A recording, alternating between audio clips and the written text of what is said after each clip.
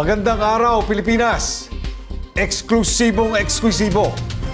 Makakapanayan po natin na isang star witness sa isang malaking holdapan na naganap kamakailan lang.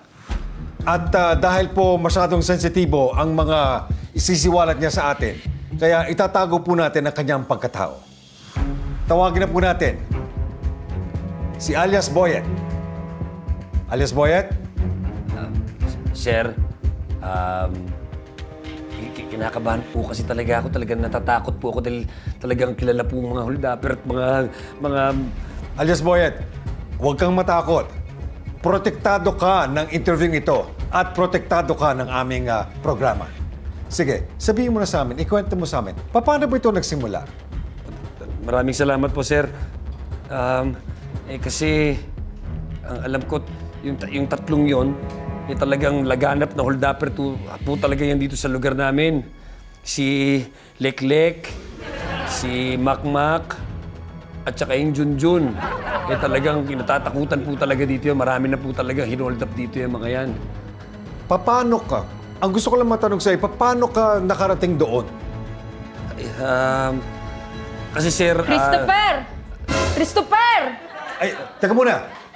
Sino yun? Nay! Nay! Shh! Sino? Wag mo kumasyo.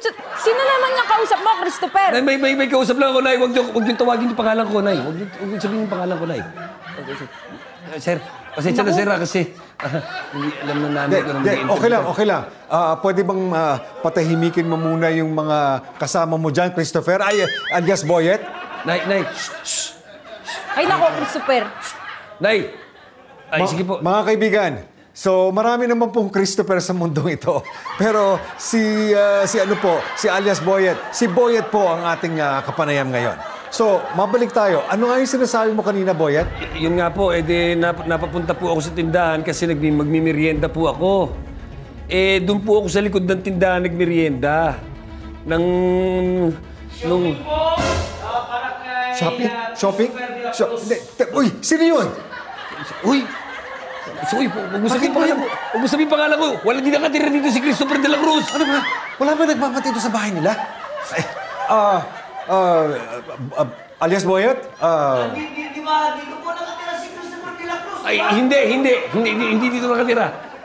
Yung hindi, lagi ako nag-deliver dito ha. Ito yung Block 26, Block 38, Sandali lang po. Hoy, sir. Mga manonood, aking mga fans, yung narinig ninyo Christopher, may delivery. parang haka-haka lang po ang mga pinagsasabi nila. Hindi po totoo yung mga yung mga nasabi nilang mga address at mga ano. May kausap lang po ako. Alias Boyet! Sandali lang po, ha? Alias Boyet! Pwede mo bang i-control ang mga Oo nga eh. ano dyan sa bahay mo? Okay. Mabalik tayo. Ano ba yung kinukwento mo sa amin? Ituloy mo na. Yun nga po,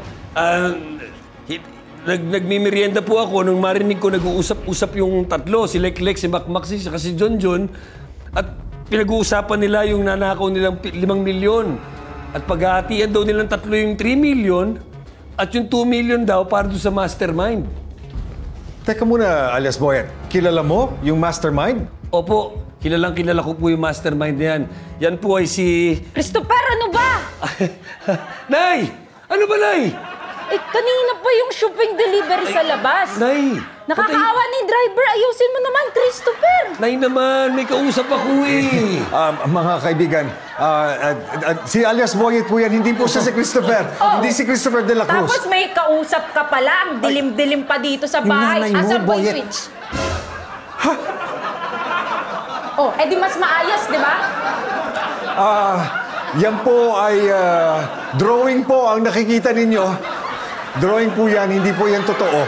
Ano lang po, character, parang sketch po yan, na lumiwanag lang po. So, Christopher, Boyet, meron ka pa ba gustong sabihin? Meron po. Ano? Huwag po kayo maniwala sa akin. Nagsisinungaling lang po ako. Hindi po si Jack Lick, si John John at saka si Macmac ang nag-hold up. Hindi po, inosente po sila. Wala po alam sa krimen. Yung nangyari, wala po. So doon sa mga kriminal, kilala nyo naman si Christopher de la Cruz. Puntahan nyo lang siya sa Lot 26, Block 28, Rodolfo Village. Nagsisinungaling ako. Bawa kayo sa akin. Nay! Pagkaan sa bulutan ka na, Nay!